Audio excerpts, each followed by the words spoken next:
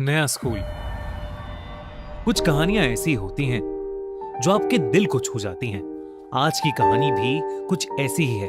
गायत्री एक single mother थी और हाल ही में वो अपनी 13 साल की बेटी आर्या के साथ मुंबई वापस शिफ्ट हुई थी। आर्या के पैदा होने पर गायत्री ने मुंबई छोड़ दिया था और वो अपने पति और माँ बाप को छोड़कर सबसे दूर रहने चली गई थी। लेकिन अब वो 13 साल बाद फिर से वापस अपने पुराने घर में आई थी। अगले दिन आर्या का अपने स्कूल में पहला दिन था, जहां नए स्कूल में जाकर लोग नए दोस्त और एक्सपीरियंसेस के लिए एक्साइटेड होते हैं। वहीं आर्या बेहद घबराई हुई थी, क्योंकि अक्सर लोग नई जगहों पर उसे एक्सेप्ट नहीं करते थे।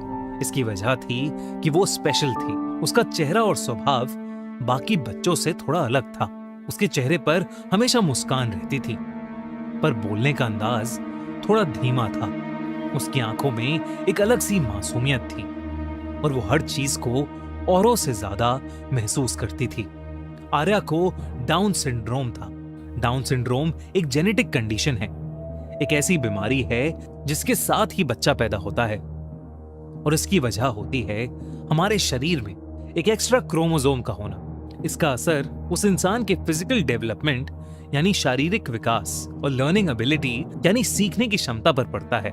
डाउन सिंड्रोम से सफर करने वाले लोगों के बोलने की रफ्तार थोड़ी धीमी हो सकती है और चेहरे में भी कुछ डिफरेंसेस दिख सकते हैं, लेकिन इसका मतलब ये बिल्कुल नहीं है कि वो कमजोर होते हैं। सच तो ये है कि डाउन सिंड्रोम वाले लोग दिल के बहुत साफ, प्यार देने वाले और भावनाओं से भरे होते हैं।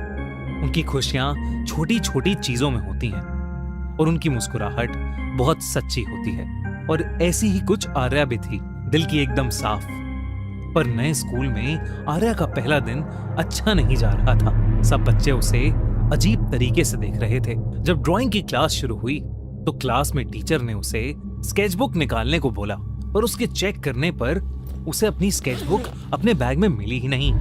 उसे समझ नहीं आ रहा था कि ऐसा कैसे हो सकता था, क्योंकि उसे याद था कि उसकी माँ ने उसके बैग में उसके लिए नई स्केचबुक रखी थी। टीचर ने बिना सोचे समझे आर्या को सबके सामने डांट दिया।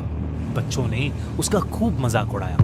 टीचर के जाते ही 3 लड़के अयान, रोहित और कबीर उसके सामने हंसते हुए आए और उसे स्लो होने के लिए चढ़ाते हुए उसका मजाक बनाने लगे कि कैसे वो लोग उसके सामने उसके बैग से ड्राइंग बुक निकाल के ले गए और उसे पता भी नहीं चला। ये सुनकर आर्या की आंखों में आंसू आ गए। उन तीनों ने आर्या की स्केचबुक उसके सामने फाड़ दी और आर्या जोरों से रोने लगी। ब्रेक में जब वो ग्राउंड में बैठकर रो रही थी तो उसे अपने कंधे पर किसी का हाथ महसूस हुआ। उसने ग्राउंड में इधर उधर देखा, लेकिन दूर दूर तक उसके सिवा वहां कोई नहीं था। पर जब उसने वापस जाने के लिए अपना बैग उठाया तो उसके बैग के ऊपर वही स्केचबुक रखी थी, पर एकदम नहीं। और तो और उसके अंदर नए स्केचेस बने हुए थे, उसके फेवरेट समुंदर के, और उनके नीचे लिखा था दीप और आर्या। आर्या को ड्राइंग करना बहुत पसंद था, पर उसकी ड्राइंग टीचर उसे पसंद नहीं करती थी, क्योंकि आर्या अलग दिखती थी। इसलिए उसकी ड्राइंग टीचर उसके साथ भेदभाव करती थी और उसे क्लास में सबसे ज्यादा डांटती थी। एक बार तो उसने आर्या को पूरी क्लास के सामने एक राक्षसी बुलाकर उसे इंसल्ट किया। आर्या उस दिन भी बहुत रोई, लेकिन उसके अगले ही दिन उसकी ड्राइंग टीचर के साथ कुछ अजीब होने लगा। एकदम से उनका एग्जाम पेपर्स का फोल्डर गायब हो गया। उन्होंने उसे हर जगह ढूंढा, लेकिन वो पेपर्स उन्हें कहीं नहीं मिले। ये एक बहुत बड़ी गलती थी, जिसकी वजह से उस ड्राइंग टीचर को फायर कर दिया गया। पर आर्या की दिक्कतें खत्म नहीं हुई।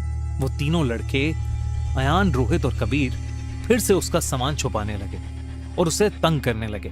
लेकिन आर्या ने अब कुछ नहीं कहा, सिर्फ एक मुस्कान थी उसके चेहरे पर, जैसे कोई था जो उसे हर वक्त देख रहा था और अपने जादू से उसकी छुपाई हुई चीजें वापस ला रहा था।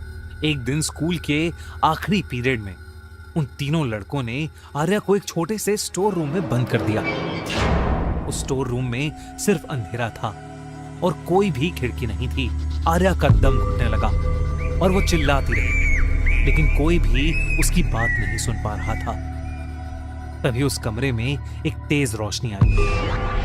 तब आर्या को दिखा कि करीबन उसके जितने बड़े लड़के का साया वहां खड़ा है। वो ये देखकर और घबरा गई, लेकिन उस स्टोर रूम का दरवाजा अपने आप खुल गया।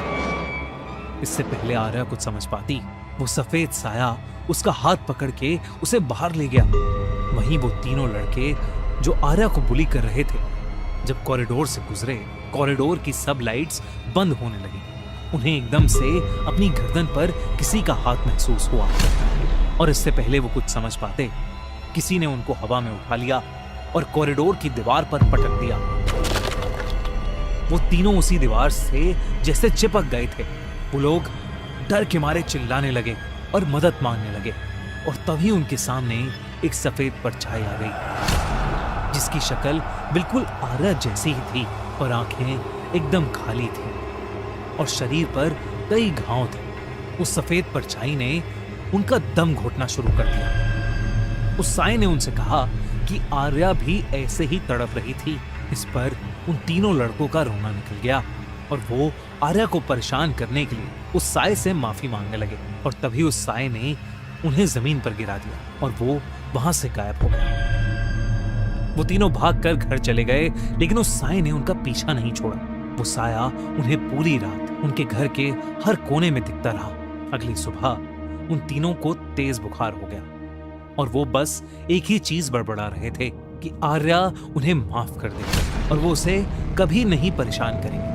उन लड़कों के पेरेंट्स ने आर्या पर शक करते हुए स्कूल की प्रिंसिपल से सारी बात शेयर की। प्रिंसिपल ने फिर सीसीटीवी चेक किया। फुटेज में आर्या कभी अकेली थी ही नहीं, हमेशा एक धुंधला सा साया उसके पीछे दिखता। आर्या की माँ गायत्री को स्कूल बुलाया गया। उसने आर्या से सब पूछा, और आर्या ने बताया कि वो दीप है, उसका साया वाला दोस्त जो हमेशा उसके साथ रहता है। दीप का नाम सुनते ही गायत्री का चेहरा सफेद पड़ गया, और वो चाहकर भी अपने आंसू नहीं रोक पाई। उसने प्रिंसिपल को देखा और बताया कि वो साया, वो आत्मा आर्या के जुड़वा भाई दीप की है। दीप और आर्या दोनों ट्विंस पैदा हुए थे, और दोनों को ही डाउन सिंड्रोम था। जहां गायत्री ने इसे भगवान की मर्जी समझकर उन्हें खूब सारा प्यार दिया, वहीं गायत्री के हस्बैंड ने उन बच्चों को कभी एक्सेप्ट नहीं किया। एक रात जब गायत्री सो रही थी, तब शराब के नशे में उसके हस्बैंड ने दीप को जान से मार दिया, और दीप के चिल्लाते ही गायत्री की आंख खुल गई। गायत्री आर्या को लेकर अपनी जान बचाते बचाते वहां से भाग गई। उसने शहर बदला, अपना नाम बदला, पर हर स्कूल में आर्या को डाउन सिंड्रोम की वजह से परेशानी होती रही, और हर सोसाइटी में आर्या के साथ भेदभाव किया जाता, उसका मजाक बनाया जाता। इसी के चलते वो वापस मुंबई आए, इस उम्मीद में कि मुंबई जैसे शहर में आर्या को शायद अलग महसूस नहीं होगा। गायत्री आर्या के फ्यूचर के लिए हमेशा भागती रही, पर उसे उस दिन एहसास हुआ कि दीप हमेशा वहीं रहा, उनके साथ, आर्या को प्रोटेक्ट करने के लिए। उस दिन के बाद सब बदल गया। अयान, रोहित, कबीर आर्या के पास आए। उन्होंने उससे माफी मांगी, उसे ढेर सारी स्केच बुक्स गिफ्ट की, अपना लंच शेयर किया, और वो सब दोस्त बन गए। आर्या की जिंदगी में अभी भी हर स्पेशल मोमेंट पर दीप का साया उसे और अपनी मां को दिखाई देता है। आर्या अब कभी दुखी नहीं होती, क्योंकि उसे पता होता है कि उसका भाई, उसका दीप हमेशा उसके साथ है। दोस्तों, ऐसे कई बच्चे होते हैं, कई इंसान होते हैं जो डाउन सिंड्रोम से गुजर रहे होते हैं, जिन्हें हमें सपोर्ट करना चाहिए। उनके साथ कभी भेदभाव नहीं करनी चाहिए। डाउन सिंड्रोम होने के बावजूद लोग अलग अलग फील्ड्स में सक्सेसफुल हुए हैं, जैसे एक्टिंग, म्यूजिक, मॉडलिंग। कई लोगों ने तो $1 मिलियन कंपनीज भी बनाई हैं और स्पोर्ट्स के बड़े बड़े मेडल भी जीते हैं। इसलिए सच में ये सब लोग सितारे हैं जमीन पर। दोस्तों, ऐसे ही लोगों की एक इंस्पिरेशनल कहानी लेकर आए हैं आमिर खान अपनी नई मूवी सितारे जमीन पर, जो कि 20 जून को थिएटर्स में रिलीज हो रही है। तो आप सब अपने फैमिली और फ्रेंड्स को लेकर थिएटर्स में जाइए और इस मूवी को एंजॉय कीजिए। और हाँ, अगर आपको हमारी ये कहानी अच्छी लगी तो हमारे चैनल खूनी मंडे को सब्सक्राइब करना मत भूलना। और हाँ, कभी किसी को बुली मत करना।